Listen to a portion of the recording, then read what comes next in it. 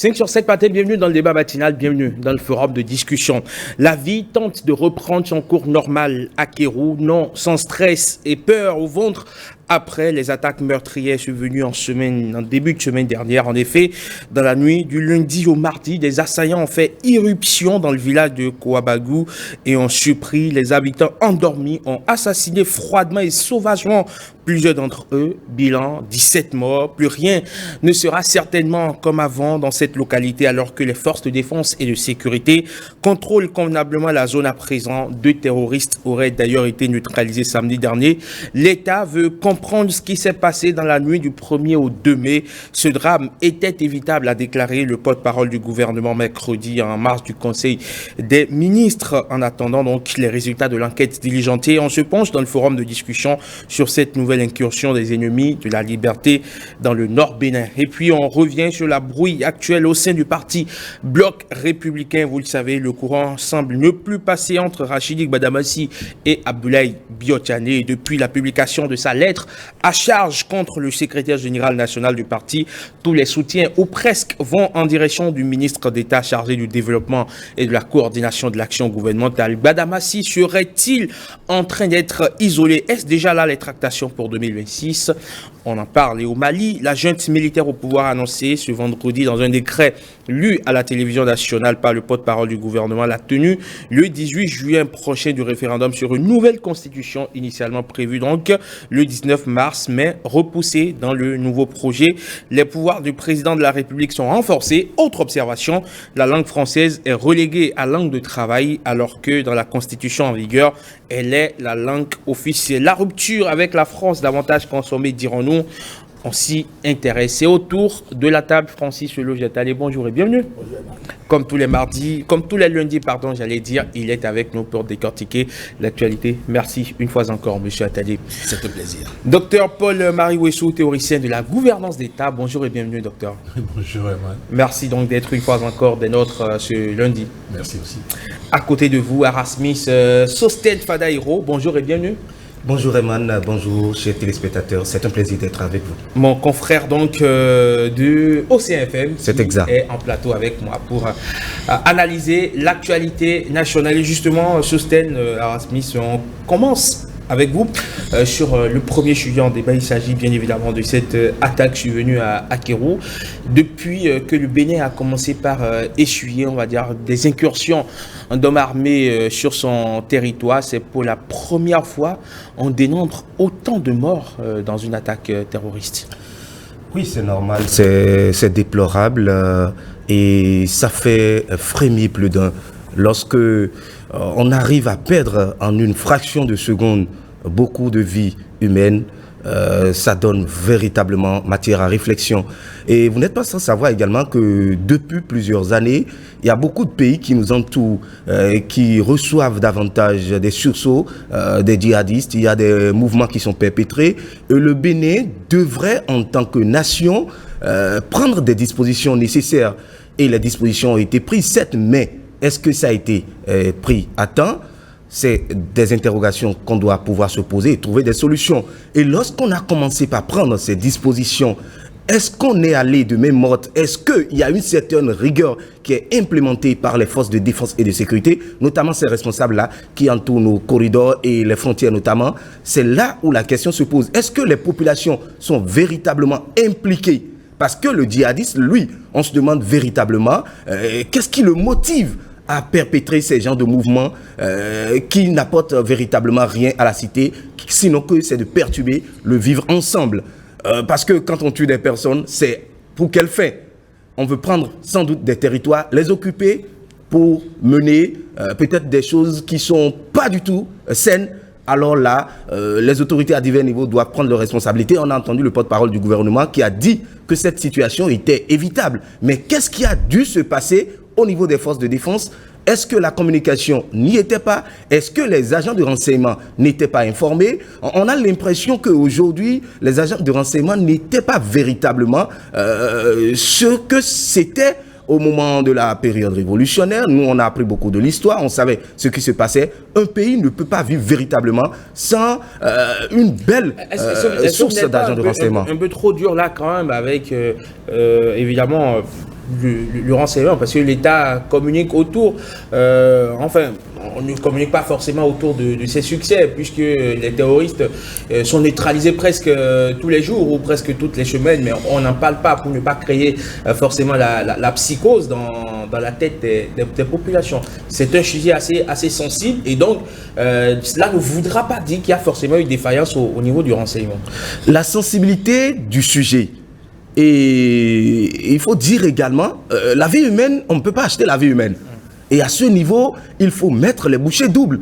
Il faut être drastique. Et moi, je le dis, quand un sujet est sensible et mérite plus d'attention, il faut donner les moyens qu'il faut. Il faut se donner à fond. Parce que gouverner, c'est prévoir. Lorsque vous voulez gouverner qui en réalité? Ce sont les populations. Mais lorsque ces populations-là sont décimées à longueur de journée, alors que ce sont elles qui vont participer au développement de votre nation, alors dans ce cas-là, vous allez tout simplement prêcher dans le désert. D'accord, très bien. On va revenir à vous tout à l'heure, Sostène Fadaïro, le temps de me tourner vers Francis Eloge Attali. Monsieur Attali, quand on observe le mode opératoire de cette attaque qui a eu lieu à Kéroux, on se rend compte que ça tranche avec ce qu'on a pu voir par le passé. Cette fois-ci, ce sont des populations qui sont visées. Elles ont été évidemment abattues, et les terroristes sont repartis avec du bétail. Qu'est-ce que cela vous inspire, ce mode opératoire? D'abord, il faut commencer par exprimer toutes nos condoléances aux populations qui ont été éplorées, parce que c'est un drame. Et je ne partage pas entièrement le développement qui a été fait par mon cher ami de Océan FM. Je voudrais faire constater évidemment que c'est un sujet extrêmement sensible et préoccupant pour le gouvernement. Nous avions suivi depuis un moment les mesures qui sont prises, notamment par le gouvernement, et les nombreux accords qui ont été signés avec d'autres États qui ont l'expérience pour que nous puissions mutualiser nos efforts pour juguler cette crise. C'est une crise en fait qui n'est pas celle du Bénin seul. Vous savez que les djihadistes ont commencé en 2012 au Mali, et ils sont venus en 2014 au Burkina. Et donc c'est en 2021, décembre, que ça a commencé au Bénin. Donc c'est un mal de la sous-région. Et il y a quand même des mesures qui ont été prises, des mesures diligentes. Et je sais évidemment que le gouvernement n'est pas laissé les mains croisées. Il y a eu déploiement en fait, du matériel, avec de la logistique, du personnel, pour endiguer le mal. Et puis c'est suivi. Il y a plusieurs structures qui sont mises en place, même à la présidence. Donc c'est suivi. Il n'y a que certainement une défaillance au niveau de Kéroux. Parce que je crois que le commissaire a été déchargé. Parce qu'évidemment, il paraît qu'il y a eu une alerte, puisque les djihadistes auraient dit qu'après le carême, qu'ils vont opérer. Est-ce que cette information a été traitée par les unités qui ont en charge de lutter contre ces hors-la-loi, en fait, ces bandes organisées, armées, qui perturbent la paix et la quiétude des citoyens? Je crois que c'est à ce niveau qu'il y a eu défaillance. C'est pourquoi le gouvernement a dû commettre une enquête pour en tirer les conclusions, afin que les sanctions soient infligées aux agents qui ont fait preuve de laxisme, parce qu'il faut une information qu'il faut traiter avec plus de rigueur, parce qu'en fait, la paix n'a pas de prix. Et le gouvernement a investi suffisamment.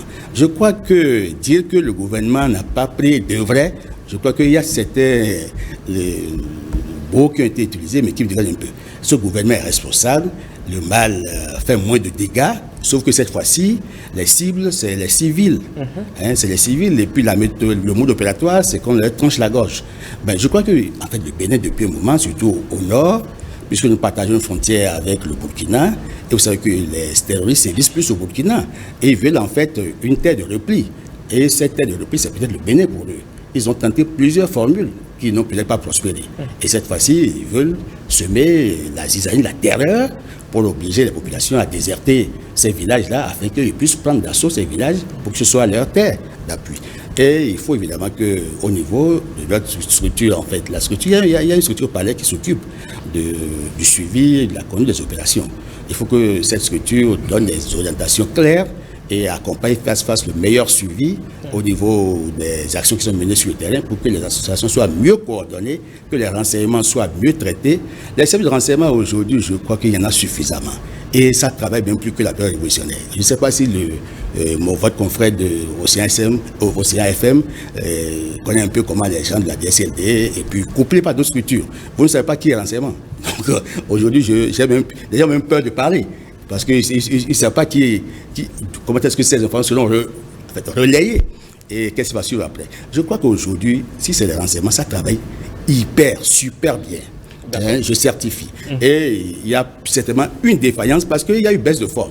À un moment donné, nous nous sommes dit que nous avions mené la lutte et que nous pouvons nous targuer de dire que nous sommes une expérience. Vous avez même vu que quand le président nigérien Bazoum était avec nous et que RFI a lancé en fait une critique sur les faiblesses de la lutte contre les djihadistes, le président Patrice Talon n'a pas hésité à réagir, qu'il y a quand même des exploits qu'il faut saluer. Et on ne communique pas sur les capacités de nuisance des différentes forces, parce que ce qui se passe, c'est la psychose. C'est ça que la psychose. C'est pas agréable de dire qu'on a tué tel, nous ne sommes pas une armée qui tue. Je crois que l'armée fait ce qu'elle peut. C'est, en fait, les djihadistes sont ce qu'ils sont. Vous avez vu qu'au Mali, on a intercepté des cargaisons parce qu'ils sont obligés d'aller voler la volaille, les vivres, parce qu'il faut bien qu'ils vivent. De jour en jour, on sent que le robinet se referme un peu.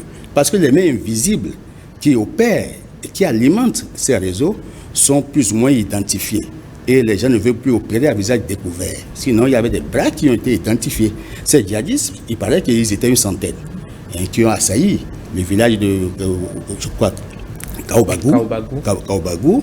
Ils étaient une centaine. C'est dans la nuit, vers 23h, qu'ils auraient opéré.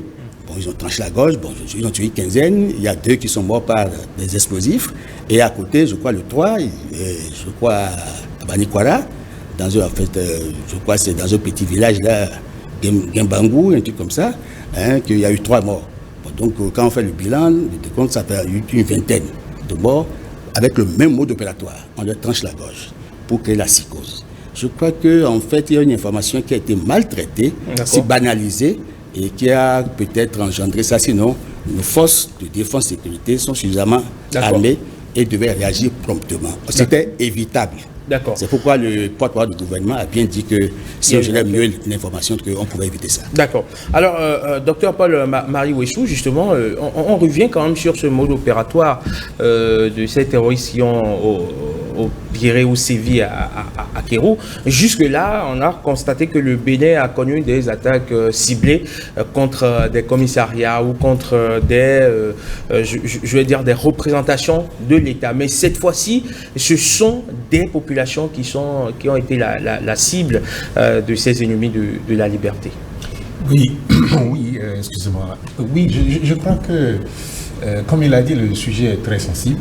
Le sujet est très sensible, mais en la matière, il n'y a jamais de sécurité 100%. C'est pour cela que, quelles que soient les institutions de renseignement, les services de renseignement et autres qui sont en place, il n'y a jamais de sécurité 100%. Et moi, je voudrais plutôt... C'est vrai qu'il y a eu... la première étape, c'était un harcèlement du système sécuritaire pour tester. Et maintenant, on commence à... Comme il a dit, si on vide tout un village, on peut occuper le territoire. Et là, vous voyez, ça peut faire un affrontement direct avec les forces de l'ordre. Moi, je veux dire, ça n'arrive pas qu'aux autres. Vous savez, cette histoire, ça a commencé même plus loin, au Nigeria, avec Boko Haram. Et on regardait ça de loin, vous voyez. Et puis, bon, c'est passé au Mali, ensuite au Burkina, puis bon, et comme il est dit ici, tant que les mains invisibles sont identifiées, moi je crois qu'il faut frapper fort à ce niveau. Et pour le faire, on ne peut pas le faire en tant que pays individuel. Il faut vraiment que les pays de l'Afrique de l'Ouest se mettent ensemble, quelles que soient les divergences, parce qu'en fait, l'approche de traitement de ce phénomène diverge selon que l'on soit avec ou sans la France. Et cela, moi je voudrais que l'on sorte la France de cette équation, carrément de cette équation, et que l'on se regarde face à face et qu'on se parle. Parce que ce que les Maliens arrivent à faire aujourd'hui, même si le Mali, c'est ce qu'il dit, de plus en plus c'est difficile de vivre au Mali aux djihadistes. Et donc ils vont nécessairement chercher le territoire de repli. Et il faudrait que le Mali parle au Bénin, que le Bénin parle au Burkina, que tous ces pays se parlent au-delà de toutes les divergences pour apporter des solutions vraiment régionales aux problèmes, pour que nous puissions un tant soit peu juguler la situation. Parce que vous savez, comme je le dis, ce n'est pas un truc, ce n'est pas un phénomène qui peut être contré à 100%, parce que vous voyez, la France, avec toute la sécurité et tout ça là, on a eu quand même cette attaque des confrères de Charlie Hebdo. Charlie Hebdo dans le temps. Charlie Hebdo, il y a eu l'attentat de Nice, la promenade d'anglais, un bus qui a foncé sur une population sur une foule qui a fait 81 morts en 2017. Et on ne peut pas dire que la France n'a pas les services de renseignement qu'il faut. On ne peut pas dire que la France n'a pas la police qu'il faut, mais vous voyez à peu près. Donc c'est un phénomène assez complexe. Complexe parce que les djihadistes ne se mettent pas dans un habit qu'on appelle djihadiste. Et ils se fondent dans la population. Ils peuvent faire mal à tout moment. Et moi, je crois que tout en se donnant la main au plan régional, il faut aussi se donner la main à l'intérieur, c'est-à-dire que les populations soutiennent les forces de l'ordre dans ce combat-là pour que nous puissions disons arriver à un tant soit peu à juguler la situation et surtout aussi et de plus en plus travailler à ce que la jeunesse puisse être occupée parce que la jeunesse avec le taux de chômage et autres ça crée cette envie-là d'aller se donner à des phénomènes qui ne sont pas des très catholiques. D'accord. Alors, Arasmis Fadaïro, aujourd'hui, le porte-parole du gouvernement dit que c'est un drame qui aurait pu être évité. Cela voudra dire que quelque part, forcément, dans la chaîne, quelqu'un n'a pas fait son travail. Indubitablement, il y a faille, parce que c'est une chaîne, et quand vous êtes dans une chaîne, c'est que toutes les actions doivent évoluer dans une synergie certaine. Et lorsque un maillon de la chaîne devient faible, ça voudra dire tout simplement que ça ne pourra pas aller à bout. C'est comme dans une course de relais. Lorsque quelqu'un arrive en retard dans le passage du témoin, c'est qu'indubitablement, vous manquez le podium. Et pour revenir, si vous le permettez très rapidement, docteur Attadé, c'est vrai, je respecte son analyse, et il a dit, il a voulu me faire porter un manteau qui n'est pas forcément le mien. J'ai jamais dit que le gouvernement n'est pas responsable, mais il faut apprendre à anticiper sur certaines choses. Je reste péremptoire sur mon analyse. Si entre-temps, des mesures drastiques avaient été prises, on aurait pu indubitablement contrecarrer le fléau. Encore que là, le djihadisme, je le dis, on n'arrive pas à comprendre réellement leur source de motivation. Et pour arriver à endiguer ce mal, il a dit tout à l'heure, mon prédécesseur, que ce n'est pas le problème d'une nation. Il faut arriver à mutualiser les forces dans la sous-région. Et cela passe par quoi? Arriver à cibler, pour ne pas dire à déceler d'où part le mal, qui arrive à financer ces personnes-là, ces rebelles-là. Justement, parce que ce n'est pas un mal qui existe aujourd'hui. Le terrorisme, c'est une guerre asymétrique. C'est une guerre où on ne connaît pas l'ennemi. Donc, comment est-ce qu'on veut frapper un ennemi qu'on ne connaît pas? Justement, c'est là que je dis. Et il faut arriver à savoir réellement, parce qu'on se demande quelle est la motivation réelle pour une personne de nuire à l'autre, de tuer pour quelles ressources, n'est même pas que ces djihadistes viennent pour empocher, si c'est même le terrorisme ou le braquage. On sait que quand le braqueur vient, il tue, il ramasse de l'argent, il s'en va, mais là le djihadisme c'est tout un autre phénomène. D'accord. Là, au moins, on peut dire que il y a derrière peut-être une motivation alimentaire ou, je sais pas moi, une motivation de survie, puisqu'ils ont emporté du bétail. Ils ont emporté du bétail, ils ont emporté aussi les vivres des populations. Donc, derrière, il y a quand même une motivation. Ce n'est pas comme si ils sont venus, ils ont tué des populations et ils sont repartis sans rien apporter. Non, écoutez, le mal djihadiste est souvent motivé par des griefs que la plupart ont contre la gouvernance. Vous savez évidemment que derrière ça, si vous voyez bien, le djihadisme a commencé par frapper au Burkina, après qu'on est contraint Compaoré a quitté le pouvoir le 31 octobre 2014. Ça a commencé chez nous ici, après les élections présidentielles 2021, puisque c'est en décembre 2021 que ça a commencé. Je ne veux pas soupçonner qu'il y ait des bras politiques qui alimentent ça, mais on a l'impression qu'il y a quand même des griefs contre la gouvernance. Et on utilise en fait des bras comme des organisations armées, en fait irrégulières, qui opèrent sans foi ni loi pour déstabiliser les États, parce que la plupart des États de la sous-région sont faibles. Bon, il y a peut-être qu'au nom d'un certain islam, vous savez que l'islam est plus manipulé que manipulateur. Donc, c'est pourquoi il y a des groupes tels que Al-Qaïda, l'État islamique. Bon, on opère au nom de l'islam. Je ne sais pas si Mahomet a enseigné ça. Donc, il y a peut-être une mauvaise interprétation qui amène les gens à commettre des crimes gratuits. Mais au-delà de tout ça, il y a une question de gouvernance des États. Parce qu'à la longue, il faut faire en sorte que, parce que je crois que Dr Wissou a bien dit qu'il faut que les jeunes soient occupés.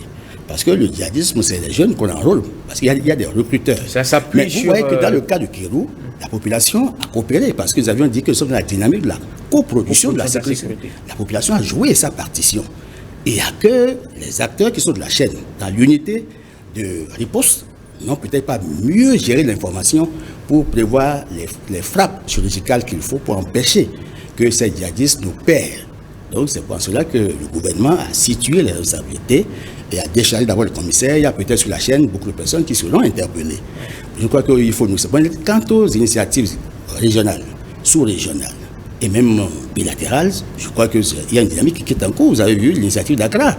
Il y a eu le sommet d'Accra où les chefs d'État, que ce soit du Togo, du Bénin, du Burkina, du Ghana et autres, se sont réunis pour définir des stratégies communes. Et à l'occasion, on a même pris l'engagement de mettre en place une force conjointe pour opérer, pour les conduites d'action militaire transfrontalière, pour pouvoir empêcher ces djihadistes de continuer à essaimer. Et il y a aussi au niveau de la CEDEAO, je crois le sommet du 4 décembre 2022 a permis de prendre la décision de mettre en place une force régionale. Donc, au-delà de ça, il y a eu des coopérations, par exemple, au niveau du Bénin et du Niger, pour la coproduction de la sécurité, parce que pour lutter contre les djihadistes, il y a aussi récemment, vous avez vu le président Kagame venir, et à l'occasion, le chef de l'État béninois a discuté avec lui de la stratégie à mettre en œuvre pour pouvoir contrer ce mal. Entre autres, il y a l'apport en logistique du Rwanda, l'expertise du Rwanda, mais aussi la possibilité qu'on déploie des soldats pour lutter contre. Donc il y a quand même des initiatives qu'il faut saluer au niveau du gouvernement. Et vous avez bien fait que la question de la sécurité, on ne peut pas arriver à zéro sécurité. Ce serait un monde idéaliste. C'est possible, mais à condition que nous puissions maintenant revoir, que nous ayons une autre lecture de la lutte contre les djihadistes. Alors, nous savons que dans nos traditions, il y a quand même des ressources qui peuvent aider à contrer ce mal. Si le Bénin a eu une riposte contre la Covid, qui a peut-être marché, il n'y a pas que le cordon sécuritaire. Il y a peut-être eu des consultations oraculaires, il y a peut-être eu des rituels expiatoires qu'on a dû faire, mais on ne peut pas tout déballer sur un plateau de télévision. Donc nous savons que pour nous ressourcer dans nos traditions aussi, ça compte. C'est l'africanité, c'est l'endogénéité, et ça peut aider à contrer ce mal. Parce qu'en fait, comment ils opèrent? Quand vous les voyez, ils ont des talismans. Vous voyez, quand on abat un djihadiste, vous voyez, en fait, l'armée, au-delà de la munition qu'il a, mais ils ont des amulettes qu'ils portent.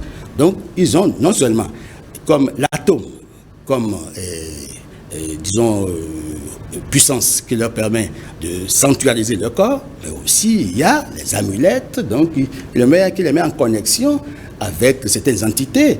Donc, ils opèrent avec l'endogénéité. Donc, ce n'est pas des gens qui bougent avec la croix de Jésus.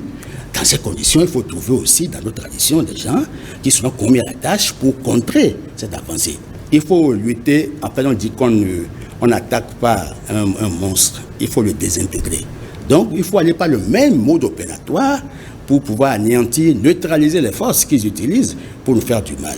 Et au-delà de ça, il faut améliorer la qualité de la gouvernance. C'est ça en fait qui va complètement nous permettre de lutter contre le djihadisme. Parce que tant que les gens ont faim, tant qu'il y aura des poches de pauvreté, parce que quand vous faites l'étude sur la géographie de la pauvreté, vous constatez qu'il y a plus de crises à ce niveau. Et plus il y a de pauvres, et il y a ce qu'on appelle la pornographie de la pauvreté. Les gens sont obligés de vendre leur corps, de faire. Donc, pour contrer tout ça, les jeunes qui n'ont pas d'opportunité sont obligés. C'est parce qu'en fait, il paraît qu'ils sont payés à 500 000 francs le mois.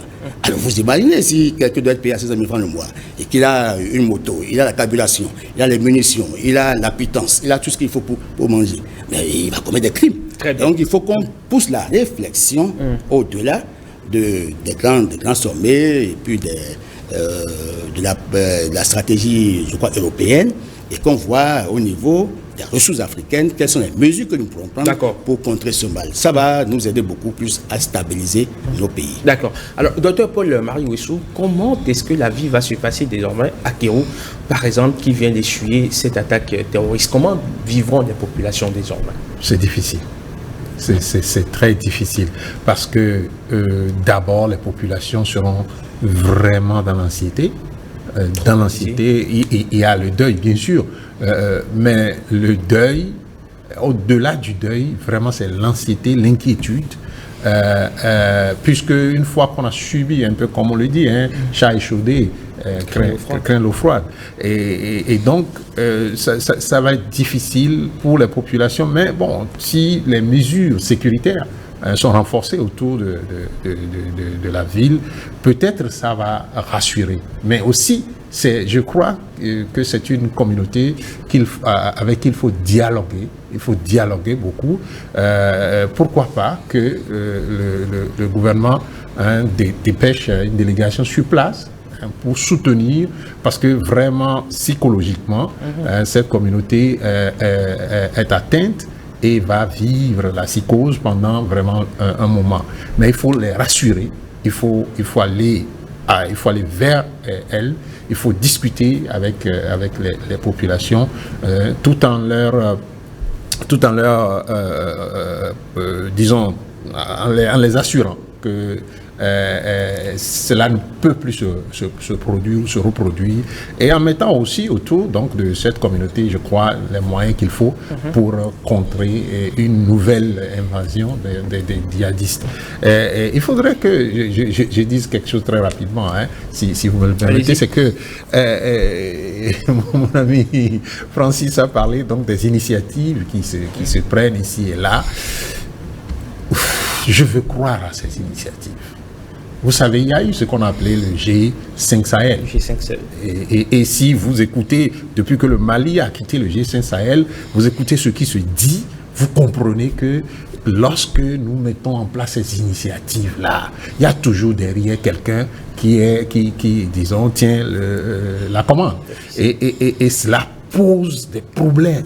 C'est pour cela que moi je dis qu'au-delà de ces choses, de ces initiatives, et au-delà de la présence de toute force étrangère, que les Africains se parlent entre eux, quelle que soit la divergence. Parce que vous savez aujourd'hui que avec la position, ou du moins, la position malienne, au plan international, que c'est difficile d'être ami du Mali et d'être ami de la France, par exemple. Et donc, ça pose nécessairement un problème de dialogue entre Africains. Et moi, je voudrais qu'on aille au-delà de cette difficulté et qu'on puisse se parler. Et je sais que si on se parle en tant qu'Africains, et comme il a dit, trouver aussi des solutions africaines aux problèmes, moi, je crois que ça va plus nous aider et nous amener à plus de sécurité. Alors, vous étiez en train un peu plus tôt de l'évoquer. L'idée, c'est justement de créer la psychose dans les rangs des populations pour qu'elles puissent déserter l'espace afin qu'ils puissent prendre en otage, on va dire, cette région-là. Comment aujourd'hui convaincre ces populations autochtones certainement ou ces habitants de cet espace géographique-là de ne pas quitter, de rester là, alors qu'ils ont peut-être tendance à penser que le spectre d'une autre attaque terroriste plane au-dessus. Mais Eman, après la thérapie, il a proposé qu'une équipe soit déployée. L'équipe de psychologues. Vous avez vu que quand on a suivi le drame de Dassa, il y a eu une prise en charge psychologique. Donc, il faut une équipe de psychologues, de psychanalystes pour aller sur le terrain, pour communiquer avec les gens, parce que c'est leur travail. Ils sont experts en la matière. Ils savent comment est-ce qu'il faut corriger en fait la psychologie des gens et leur donner encore espoir qu'ils peuvent encore vivre longtemps, parce que là, c'est un mal qui existe. Et au même moment, il faut qu'on renforce la sécurité au niveau de cette région, mais au-delà. Parce que c'est comme c'est une guerre asymétrique. Écoutez, ils peuvent opérer ici à Kérou et demain, vous les voyez dans la Libye comme ils l'ont fait à Banikwada. Ils peuvent maintenant opérer plus tard à Savé. Donc il n'y a qu'une surveillance générale. Et nous avons quand même un drone, nous avons acquis du matériel. Il faut évidemment qu'on déploie le matériel pour qu'on ne sous-estime pas l'intervention parce que la capacité de nuisance est terrible. C'est un réseau djihadiste. Et c'est un réseau mondial. C'est pas sectoriel, c'est pas sous-régional. C'est un réseau mondial. Et les parrains sont ailleurs. Et vous savez évidemment qu'on ne va rien cacher. Et je n'ai pas évoqué le cas du G5 Sahel parce que ça aurait pu être une très belle initiative, mais par la suite, les Maliens même ont dit qu'il y avait des mercenaires tchadiens. Or, les Tchadiens sont des Africains. On a vu évidemment le président Déby Personnam qui était bien aux côtés de la France dans cette lutte. Et quand on a cité les pays qui sont membres du G5 Sahel, on a compris qu'il y avait un pays qui était presque traître. Bon, je ne veux pas citer ce pays ici, mais ça n'a pas permis au G5 Sahel d'avoir les résultats. C'est ce qui a fait évidemment qu'au bout depuis 2013 à 2022, les Maliens n'ont pas eu de résultats. Et c'est ça qui justifie les accords qu'ils ont signés avec Wagner, qui n'est seulement pas un groupe de militaires, parce qu'il y a des civils. Il y a aussi des experts en information. On parle d'un groupe de sécurité privée. Non, mais écoutez, c'est un groupe bien formé avec plusieurs. Mais il y a plusieurs composantes en fait. Il y a même des experts qui sont chargés de l'exploitation des mines. Il y a des experts qui sont chargés du travail de l'opinion publique. Donc il y a des journalistes même dedans. Donc il n'y a pas que des militaires. Donc Wagner, c'est un groupe. C'est un groupe, c'est pas simplement des militaires qui sont missionnés pour aller tuer. Donc il faut qu'on fasse attention avec l'analyse qu'on fait de Wagner. Wagner peut coopérer avec tous les États. Allez, c'est une parenthèse ouverte et fermée. Arasmis Fadaïro, aujourd'hui on sait que lutter contre le terrorisme, ça coûte cher. C'est énormément d'argent pour les États. Comment est-ce que l'État, où est-ce que l'État va trouver ces ressources-là pour quand même essayer de sécuriser le territoire, notamment le nord du territoire qui est sujet justement à ces incursions récurrentes finalement, donc des ennemis de la liberté, je préfère les appeler ainsi. Alors comment est-ce que l'État fait, où est-ce que l'État va trouver cet argent? Là, on parle d'une attaque survenue dans le village de Kaobagou, c'est quand même, il faut le préciser, à 56 km au nord de Kérou, c'est-à-dire que vous arrivez à Kérou, vous faites encore 56 km avant donc d'entrer, d'aller même dans ce village-là, comme on peut le situer là sur cette carte. Donc vous arrivez à Kérou, vous faites 56 km, donc banalement, peut-être un Cotonou... C'est à 20 km de la frontière du Burkina, donc plus proche du Burkina. Voilà, donc comment est-ce que l'État fait pour aller justement trouver l'argent déjà pour sécuriser cet espace-là qui est vraiment dans le dernier coin, j'ai envie de dire, du pays? Madame Megan, vous n'êtes pas sans savoir qu'aujourd'hui, on voit beaucoup d'informations sur les forats du gouvernement. On voit beaucoup d'informations qui se disent si on arrive à lever des fonds au point d'être apprécié. Donc on peut le faire, on arrive à lever des fonds, on arrive à trouver des moyens pour les écoles, on arrive à trouver des moyens pour les hôpitaux. Qui sont ceux-là qui veulent rester dans ces écoles? Qui sont ceux-là qui veulent travailler dans ces hôpitaux? Ce sont les populations. Et quand ces populations n'existent pas, c'est qu'on ne peut rien faire. Indubitablement, trouver des moyens pour maintenir ces populations ou pour sécuriser ces populations-là, il faut se dédoubler, voire se multiplier pour arriver à le faire. On a des partenariats, on a dit, avec la France en opération militaire, avec les États-Unis récemment. On a vu des choses qui ont été faites. Alors dans ce cas, il faut foncer et aller jusqu'au bout, mettre les moyens nécessaires. Il n'y a pas à se tarauder les esprits pour dire on va faire comment. Non, il y a des possibilités de le faire et on doit y réfléchir forcément. Très bien. Alors, on va voir à présent ce que disent les amis internautes de notre sujet du jour, parce que oui, c'est un sujet qui concerne tout le monde. C'est une coproduction de la sécurité, mais c'est aussi une coproduction de l'information sur la télévision nationale pour nous permettre, bien évidemment, d'avoir une plus large palette pour essayer de décortiquer le sujet. On va recevoir par ici Maurice Tantan qui va bien vouloir nous rejoindre pour évidemment lire quelques commentaires des amis internautes. Bonjour et bienvenue Maurice Tantan.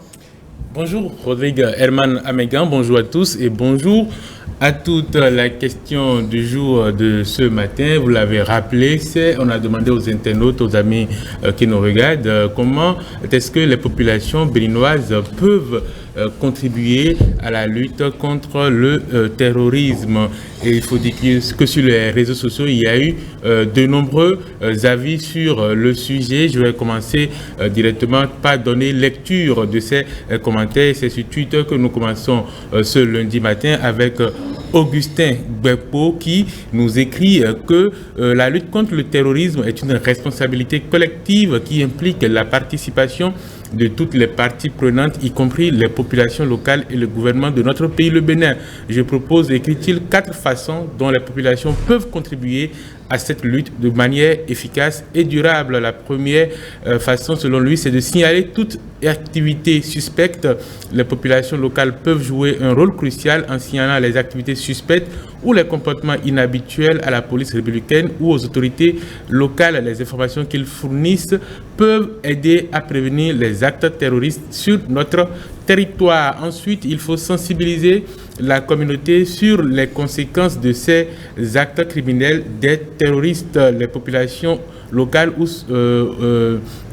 peuvent contribuer à la lutte contre le terrorisme en sensibilisant les membres de leur communauté au danger du terrorisme et en les encourageant à signaler toute activité suspecte. Augustin Gbekpo poursuit en disant qu'il faut coopérer avec les autorités compétentes et enfin soutenir les victimes. Le gouvernement du président Patrice Talon, précise-t-il, et les autorités locales peuvent aider les victimes d'actes terroristes en fournissant des soins médicaux et psychologiques et en offrant leur soutien moral. On reste toujours sur Twitter. Maxime Ayedeguer Ishtala nous dit: l'information est le nerf de la guerre. La population doit être en mesure d'apporter les informations nécessaires aux services de sécurité tout en ayant l'assurance de l'anonymat et de sa propre protection. Sinon, nous vivons avec les terroristes sans nous en rendre compte.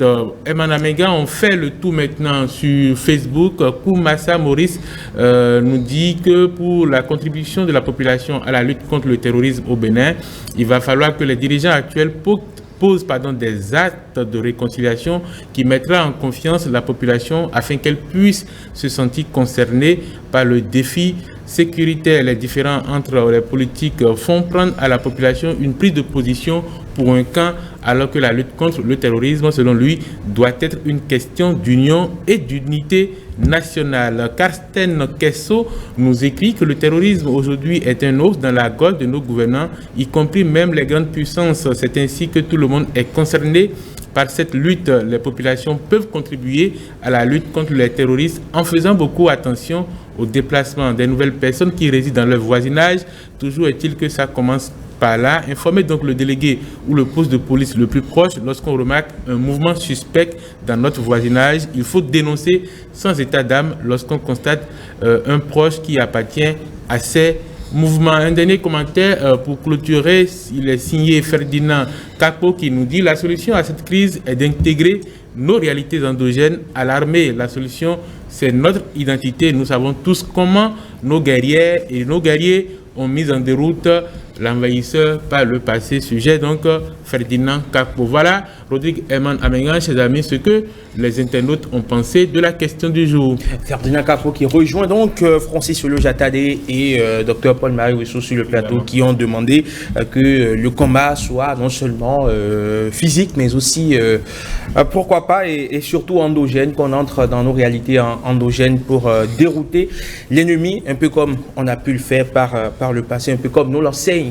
l'histoire. Donc l'histoire bien évidemment de la lutte contre l'impérialisme. Merci beaucoup Maurice Tantan. Merci Herman. Et on a vu que les internautes aussi quand même ont fait des apports assez considérables, intéressants pour bien sûr cette coproduction de la sécurité comme on le désigne aujourd'hui. Quand on parle de coproduction de la sécurité, c'est-à-dire que nous devons tous, autant que nous sommes et à tous les niveaux, pouvoir participer à donner l'information aux autorités compétentes.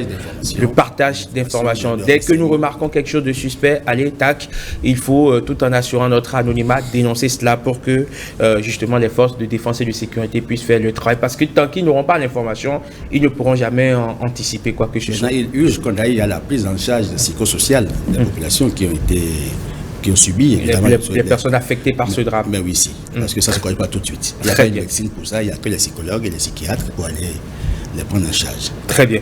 Merci beaucoup, monsieur Attali. Allez, on en vient à présent au deuxième sujet en débat. Il s'agit bien sûr de Rachidi Gbadamassi et de son parti, le Bloc républicain. Est-ce que Rachidi Gbadamassi est-il en train d'être finalement ostracisé? Parce que depuis la publication de sa lettre à charge contre le secrétaire général national du parti, on voit que tous les soutiens presque sont en direction de Abdoulaye Biotane, docteur Paul-Marie Wissou. Oui, mais ça n'empêche pas Rachidi Gbadamassi d'être sur la scène politique. Vous connaissez Rachidi Gbadamassi, hein?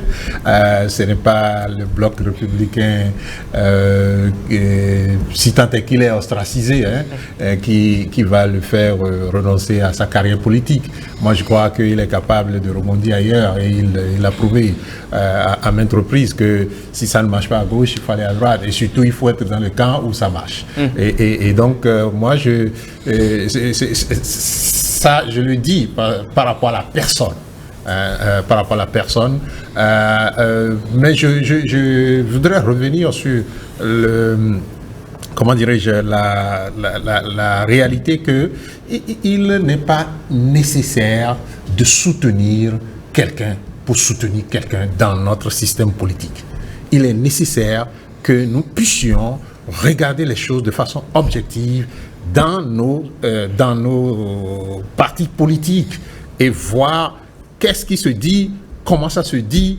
Est-ce que le soutien qu'on apporte, disons, massivement au ministre Abdoulaye Biotane va entraîner le fait que désormais, il y ait régulièrement des réunions qui se tiennent au sein du parti, les réunions statutaires? Est-ce que ça va entraîner le fait que désormais, le parti soit plus aguerri pour aller vers les élections comme le demande Rachidi Gbadamassi? C'est ça qui est le plus important, et non le soutien au ministre, aux dépens de Gbadamassi, qui va laisser le parti dans la même situation que ce que Gbadamassi, l'honorable, a décrié. Donc moi, je voudrais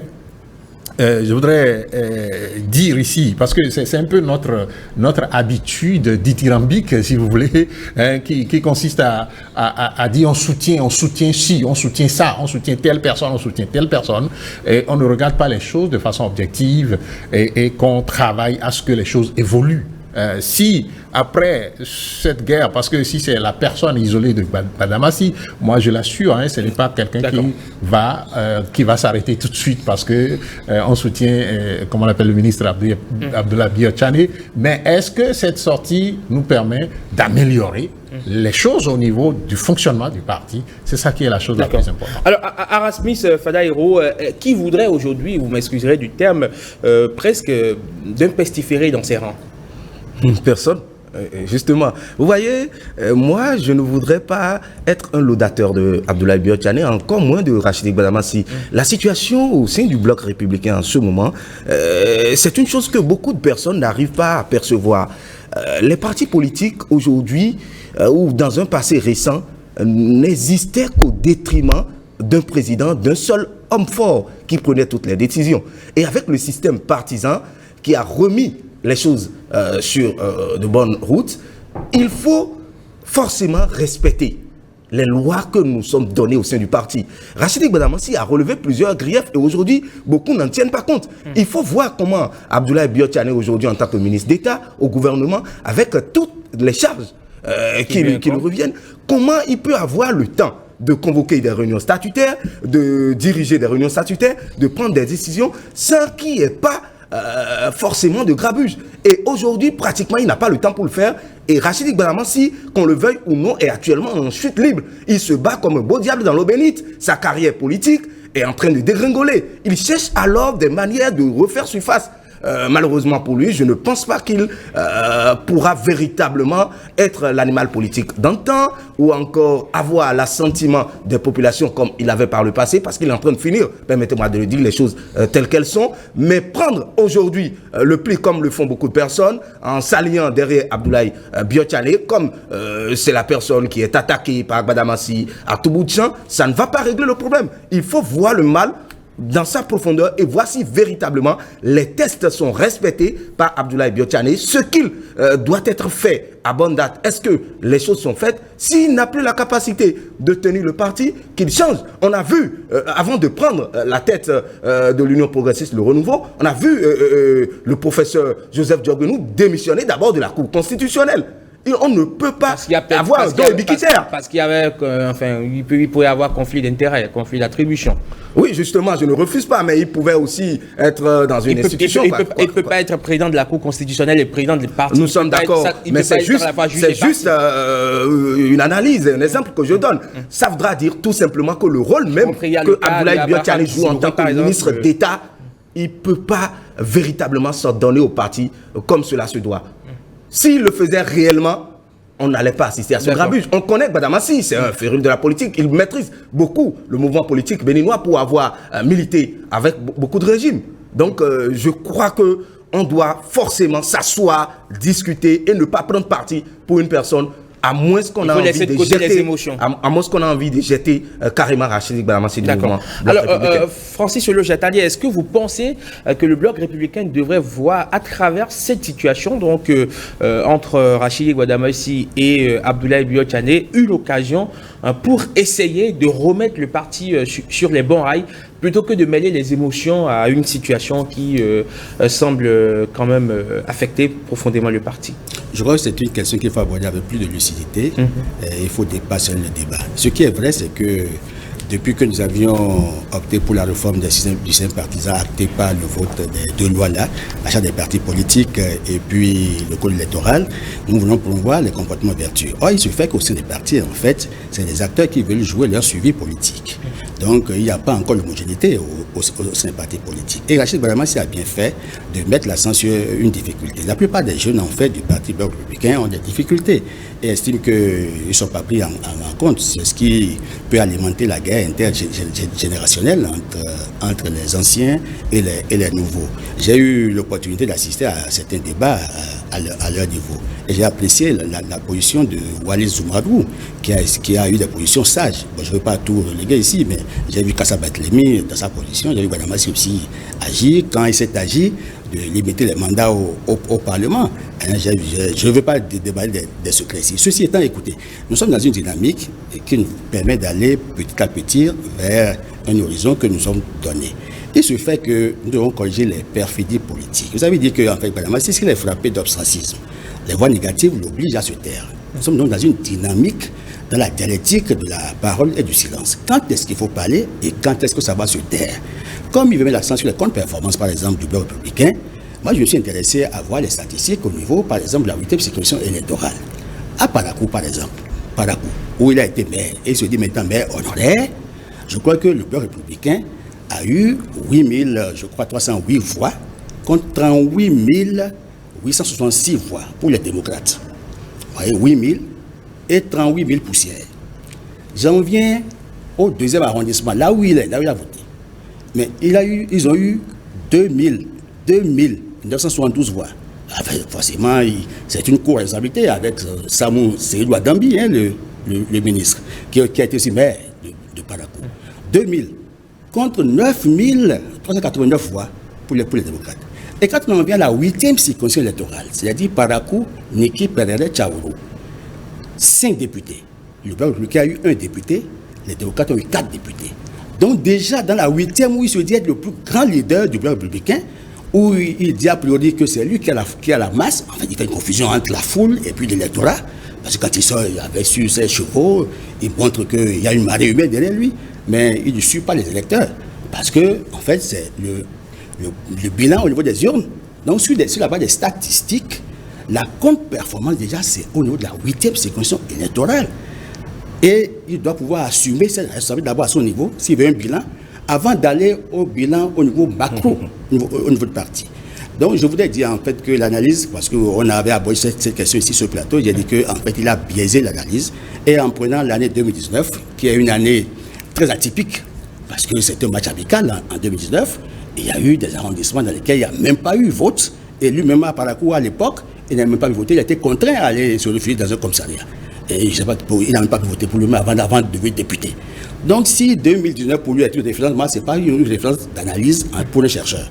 Par contre, 2023, 8 janvier 2023, marque un début dans l'appréciation objective, en fait, de la dynamique électorale au Bénin. Et quand on en vient à ce constat, on peut faire observer que Mme Massi d'abord été contre-performant dans la 8e et le parti devait en fait lui demander des comptes rendus pour qu'il puisse plancher, pour expliquer pourquoi il était contre-performant, lui qui est le plus grand leader de la 8e circonscription électorale. Il a oublié qu'il y avait un PUF dans Tchaourou, je crois qu'il y a Eboni, on peut le traiter et tout, mais quand il sort, vous savez qu'ils sont un seul mot en nago, parce que Mme Massi aussi est nago, mais quand il sort, qu'est-ce qu'il dit Boni Yahi, mon sokou a bien sokou. Et on dit papa au sokou. J'ai pleuré, mais je n'ai pas pleuré. Papa, tu as pleuré. Alors, ça suffit pour que les gens votent massivement contre Mme Massi. D'accord. Donc il y a au buff de Tchaourou. Je voudrais un peu dire que cette analyse qui focalise l'attention sur la 8e circonscription, où Mme Massi a été battu à plat de couture, est une bonne chose. Mais justement, il demande de le faire au niveau du parti, de façon générale. Et s'assurer que ce n'est pas seulement ciblé, lui. Mais ce que moi... Non, mais dans sa lettre, il était objectif d'abord de commencer par le bilan dans la 8e, avant d'exiger du SGN le bilan. Non, là, en ce moment, il aurait lui-même personnalisé le débat, parce qu'en réalité, il n'a pas personnalisé le débat. Il a dit, on n'a jamais fait de bilan depuis qu'on fait des élections. Qui donne l'exemple? Donc, de façon générale. Maintenant, ce qu'il faut dire, moi je dis une chose, Mme Massi n'a pas été un soutien du président Talon en 2016, ou bien je me trompe? Non, il a travaillé avec Javon. Mais vous avez vu qu'il a été un pion. Non, mais après, au second tour, ils sont venus. Oui, non, après au second tour, tout le monde peut venir. Donc, il est talent. Il est talent. Moi, si vous le permettez,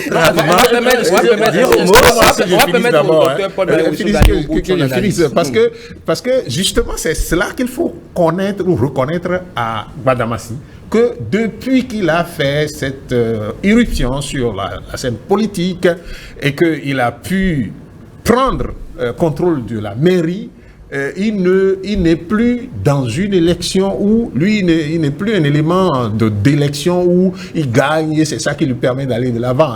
Il va là où le vent souffle. Et donc, à partir de cet instant,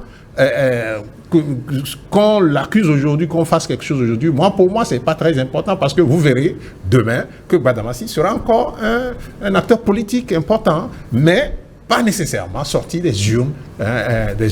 Mais ce qui est important, comme on l'a dit, ce n'est pas de doigter Mme Massi en tant que personne, mais puisque nous avons dit que nous voulons des partis qui fonctionnent au plan national normalement. C'est pour cela qu'on a fait la réforme du système partisan. Et si nous avons fait la réforme du système partisan pour que ça fonctionne correctement, il est là une situation où on a pointé du doigt des problèmes de fonctionnement. Et donc, c'est le temps pour chacun de nous de rentrer en soi, de ne pas se mettre dans « je soutiens celui-ci contre celui-là », mais de rentrer en soi et de regarder la chose de façon objective, pour que les partis politiques deviennent des partis politiques dans notre pays. Parce que jusqu'à ce jour, moi je le dis, on n'a pas de parti politique au Bénin. Jusqu'à ce jour. Et on a quoi? Je le dis. On les avait appelés clubs électoraux. Est-ce que ça change? Est-ce que vous voyez les partis politiques venir parler, dire des choses ou proposer des choses? Prenez les sites web des partis politiques. Quel est le programme des partis politiques? Quel programme vous avez vu?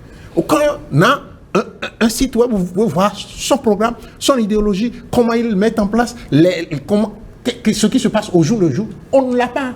On a des gens qui, à 15 jours de l'élection, et d'ailleurs, vous voyez un peu, les démocrates, on a dit les démocrates ont sorti une loi et ils ne sont pas allés discuter d'abord avec les autres avant de proposer une loi. Mais c'est comme ça qu'on fonctionne désormais. On est dans la nuit, on discute jusqu'à 15 jours des élections. Et là, on commence à parler des trucs là. Ce n'est pas encore des partis politiques. Très bien. C'est l'avis du docteur Paul-Marie Ouissou. Alors, Sosten, oui, qu'est-ce que vous avez envie? Oui, permettez-moi de chuter rapidement sur l'exégèse de docteur Attadé. Il m'a semblé qu'un aspect lui a échappé.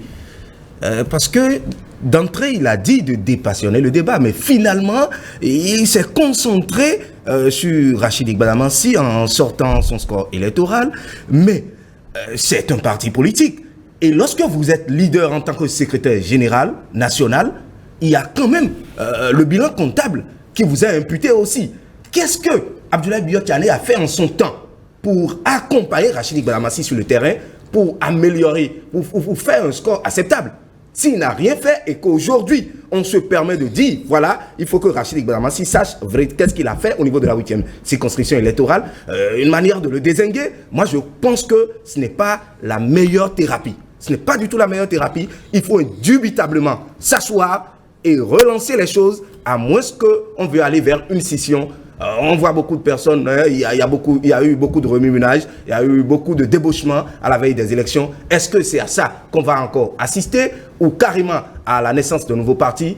On n'en voudrait pas véritablement, avec la dynamique qui est mise en place par le système partisan, et en l'occurrence le chef de l'État, qui veut que désormais le Bénin puisse être un exemple de démocratie. Donc il faut s'asseoir et parler, et non dire que tel a raison ou tel n'a pas raison. Quand vous êtes leader, vous devrez prendre les taureaux par les cornes et résoudre les problèmes qui s'imposent à vous. 30 secondes. En fait, nous voulons, si nous sommes allés à la réforme, c'est pour corriger le mal transhumant, c'est pour corriger l'hyperpuissance de l'argent dans le monde politique, c'est aussi pour éviter la création anarchique des partis politiques. Aujourd'hui, je me réjouis que la taille est maîtrisée. Je crois qu'on doit avoir 13 partis règlement enregistrés au niveau du ministère de l'Intérieur. C'est bien un gain par rapport à 200 poussières du parti. Et aujourd'hui, il y a le financement public qui permet évidemment de se rassurer que les partis ont les moyens pour ne pas avoir des fonds occultes. Et le mal qui reste, qui demeure, c'est le mal transhumant. On va lutter longtemps encore pour corriger ça. Nos partis sont en train de gagner en maturité. Et il n'y a pas les clubs électoraux, parce que les clubs électoraux allaient pour monnayer en fait les voix, pour avoir des gains ou des positionnements dans le gouvernement ou dans les nominations. Mais cette fois-ci, je crois que ça devient un peu plus sérieux. C'est vrai que le temps est si court pour qu'on apprécie. Parce que c'est en 2018 que les partis ont été mis en place, pour la plupart. Et les partis, parce que le premier parti a été créé dans le cadre de la réforme en 2018. L'UP est créé le 1er décembre 2018 et le 8 décembre 2018, le BA a été créé à Parakou. Donc les deux partis qui sont nés, c'est à moi, qui sont nés, c'est en 2018, dans le cadre de la réforme qui a été mise en œuvre. Nous faisons de petits pas dans la bonne direction. C'est vrai que de 2018 à 2023, c'est peut-être 5 ans. C'est encore peu pour évaluer. Je crois que les mœurs politiques ne peuvent pas changer radicalement du jour au lendemain. Donc, on peut encore espérer qu'avec le temps, les acteurs vont gagner en maturité. Alors, maintenant, ce que nous voulons faire de nos partis, les partis ont vocation en fait à conquérir et à exercer. Et on dit que les partis n'ont pas de programme. Non, les partis ont le programme. Moi, j'ai le programme du Bloc républicain, j'ai le programme du l'UPR, j'ai même celui de Moël. Bon, je crois que les partis ont des programmes. Il y a peut-être l'UDBN dont je ne sais pas grand-chose, mais son programme, c'est parti que c'est soutenir le chef de l'État. Bon, il y a d'autres qui sont nés trop récemment. Soutenir le chef de l'État, est-il un programme? J'ai discuté. Soutenir le chef de l'État, est-il un programme? C'est ce qu'on dit. Alors, j'ai discuté aussi avec les acteurs du MPL, encore chez vous ici. On a échangé. Ils ont quand même une ligne, même si le parti est secoué par des crises. Et je crois qu'ils attendent le congrès, selon ce que le congrès a dit, c'est le congrès prochain qui va permettre de remettre les organes en place. Monsieur Attali, on a appris, on n'a pas encore eu le temps de bien sûr confirmer ou infirmer cette information que le leader de la majorité présidentielle aurait reçu donc voilà les deux partis, à savoir le secrétaire général national et Rachid Iqbal Amansi, évidemment pour essayer une médiation pour que le grand frère et le petit frère puissent continuer par collaborer ensemble au sein du parti, et aurait tout de même quand même conforté le secrétaire général national dans sa posture. Si cela s'avérait, on peut dire débâcle et on passe à autre chose. Oui, mais je crois évidemment que je vous ai dit à l'occasion du plateau dernier que en fait Rachid Iqbal Amansi voulait revenir en scène et qu'il avait réussi à optimiser sa proximité avec le chef de l'État, et c'est vraiment que les coups de fil ne passaient plus. Il fallait trouver la formule pour revenir en scène, pour avoir échangé avec le chef de l'État, pour voir à peu près quel pourrait être son nouvel avenir politique. Donc, si c'est ça, c'est qu'il a gagné. Est-ce qu'il n'est pas en train là aussi de se tirer une balle dans les pieds parce que ce faisant, on va l'étiqueter en tant que pestiféré, en tant que quelqu'un ayant une capacité de nuisance au parti politique et donc il sera finalement ostracisé. Moi, le personnage Rachidi Gbadamassi, pour moi, c'est pas un personnage sur lequel il faut s'attarder pour voir s'il va finir par disparaître ou quelque chose. Il renaîtra de ses cendres. Parce que on l'a vu. Alors répondez aux questions. Quel avenir pour vous? Quel avenir politique pour Rachidi Gbadamassi? Bon, excusez-moi. Moi, je pense que Gbadamassi est capable d'aller partout. Il est capable d'aller partout. Ne vous étonnez pas si d'ici là, peut-être les démocrates viennent, le parti au pouvoir, que Gbadamassi avec eux. Ne vous étonnez pas, parce que l'histoire le prouve. Je n'ai pas trop parlé pour que vous compreniez Vous êtes en train de dire là que c'est un personnage à idéologie volatile? Très volatile. Ce n'est pas seulement volatile. Maintenant, justement, et c'est sur cela que je suis surpris de l'optimisme de mon ami Attadé, mais qui vraiment a une expérience énorme de la scène politique et qui sait que 5 ans après le renouveau démocratique, nous n'avions pas 250 partis. 5 ans après le système, le renouveau démocratique, on n'avait pas 200 partis. Et que c'est les événements et la conduite de l'action politique qui a conduit à la création donc de 200 partis. Et nous sommes encore à 5 ans, nous sommes au début. 13 partis, c'est pas encore, on a encore du temps. Et là, moi, je peux dire on a du temps pour voir ce qui va se passer. Mais deuxième chose sur laquelle je crois qu'il faut faire attention, c'est que moi, je voudrais qu'il amène les programme des partis politiques, comme vous l'avez dit, vous voyez l'idéologie. On va discuter idéologie et programme des partis politiques. D'accord. De tous les partis que nous avons menés. Vous allez voir pourquoi je dis que ce sont des clubs. On fera ce débat bientôt. On l'a déjà fait une fois d'ailleurs avec les responsables des partis politiques eux-mêmes, étaient conviés au débat. Donc, Moël Bénin, le Bloc républicain, je pense que c'était à l'occasion, bien évidemment, pour être plus complet, si vous le permettez, l'année dernière. parce qu'il a dit Rachidi Gbadamassi pourrait rallier n'importe quel parti si en temps les choses changeaient. Il faut comprendre que nous sommes dans une sphère politique au Bénin qui est faite de telle sorte que la plupart des politiques ne suivent que la direction du vent. Ils ne suivent que la girouette. On a vu certains politiques qui étaient au cœur de la gestion Boniaï et qui aujourd'hui encore sont au cœur de la gestion Talon. On a entendu des phrases entre griffes. Nous allons là où le vent va.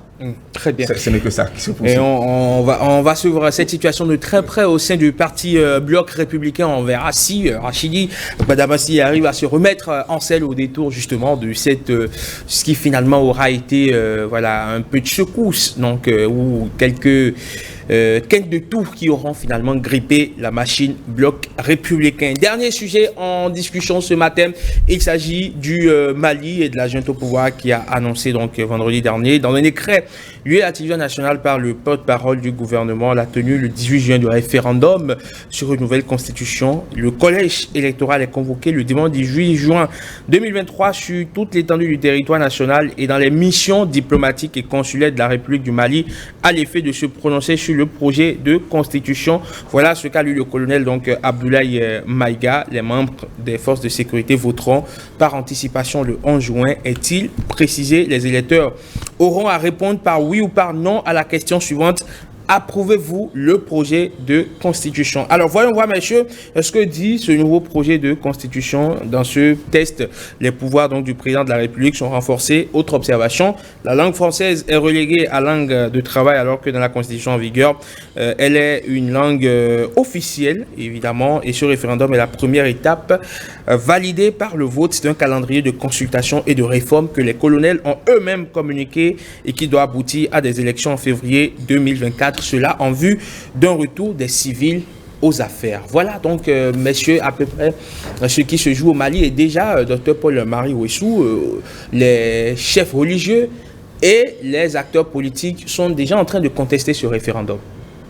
Bon, je ne sais pas franchement pourquoi ils contestent ce référendum. Est-ce que c'est parce que on a dit que en fait, moi je suis pas très d'accord avec le renforcement du pouvoir de l'exécutif, mais je suis totalement d'accord avec la relégation du français au rang de langue de travail. Vous savez, aux États-Unis, vous savez qu'il n'y a aucun document, aucun document où c'est écrit l'anglais est la langue officielle.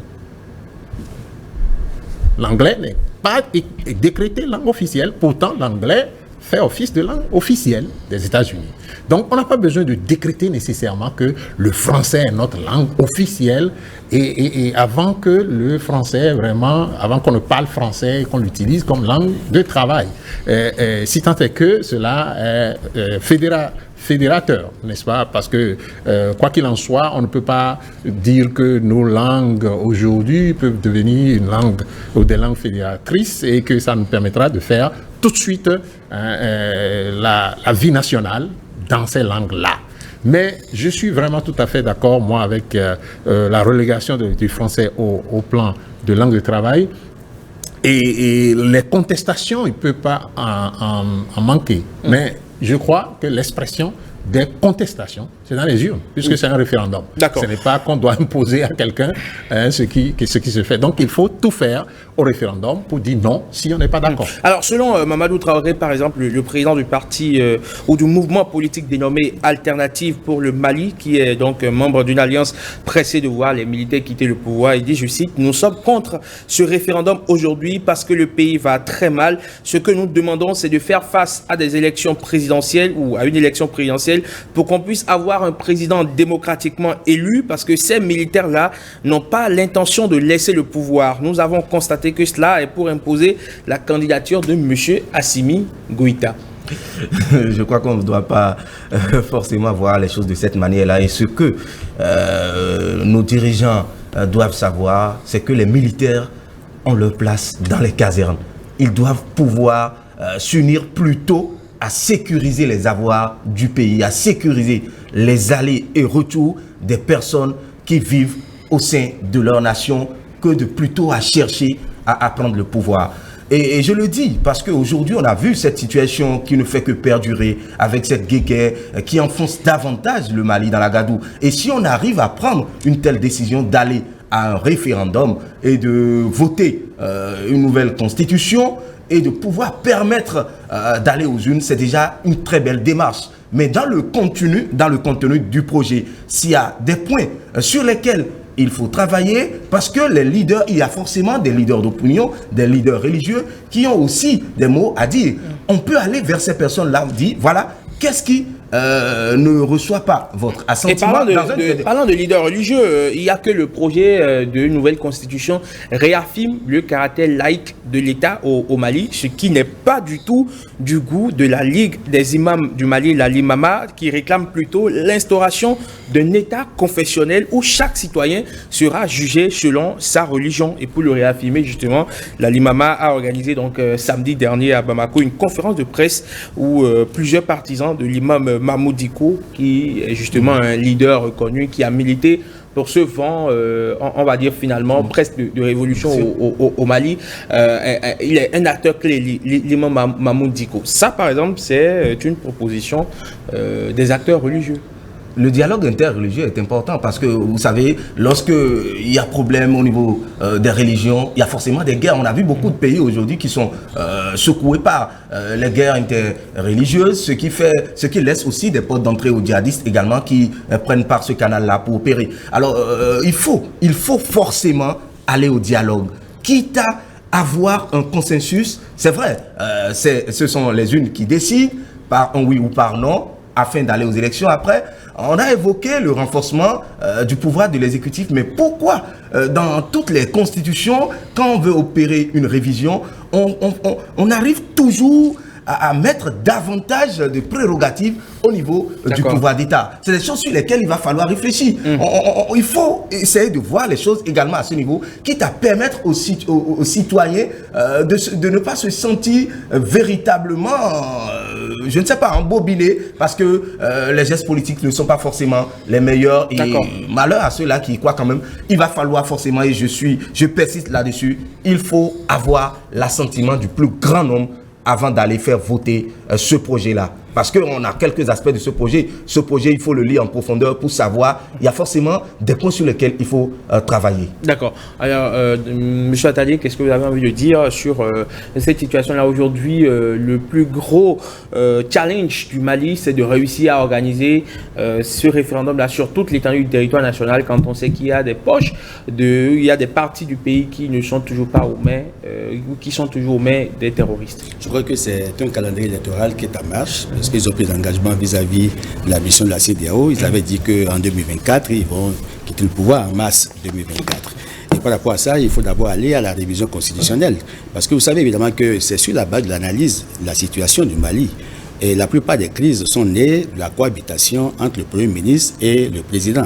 Le duo à la tête de l'État se transforme généralement en un duel. Et les militaires sont obligés d'arbitrer. Et le Mali a connu plusieurs coups d'État.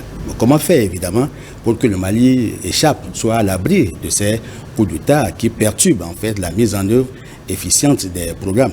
C'est ça peut-être qui a insufflé l'idée de renforcer les prérogatives du chef de l'État. Cette fois-ci, en fait, c'est le gouvernement qui détermine la politique nationale. Maintenant, on dit que c'est le président de la République qui détermine la politique nationale. Et le gouvernement nomme le Premier ministre, il nomme ses ministres, il met fin à leurs fonctions. Ça rejoint en fait un article que nous avons ici au Bénin. Et mieux, il peut dissoudre l'Assemblée nationale. Vous savez que en fait c'est ça prérogative, parce que c'est en fait ils sont en train de chercher le juste milieu pour éviter que les crises qui ont secoué le Mali par le passé et qui ont conduit au coup d'État ne ressurgissent.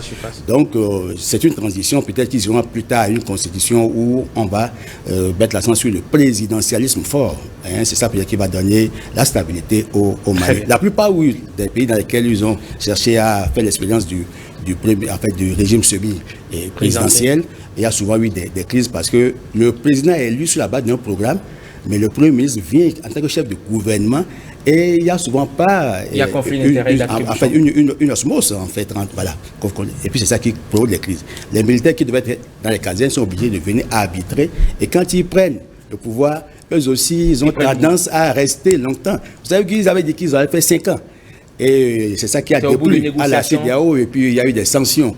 Maintenant, les sanctions économiques et financières ont été levées, mais les sanctions individuelles sont demeurées. Donc il faut d'abord aller à l'adoption de la Constitution pour passer la main aux civils, afin que, parce qu'on a dit qu'il faut aller au retour, il faut la légalité constitutionnelle et permettre aux civils de renouer avec la démocratie, que les militaires regagnent les casernes, afin que le Mali, toutes les sanctions soient levées et que le Mali retrouve la vie normale. Très bien. Merci beaucoup à vous, Francis Ologe Attali. Vous êtes analyste politique. Merci, Dr Paul-Marie Wissou, d'être venu. Merci, Aramis Sosten Fadaïro. C'est votre première sur 5 sur 7 matin. Merci d'être venu. On espère vous retrouver prochainement aussi. Pourquoi pas, avec plaisir. Par porter la réflexion sur divers sujets d'actualité. 5 sur 7 matin, encore 2 rendez-vous. Les sports de Blaise Adanko, juste après la revue de presse de Marcel Rossi. À tout de suite.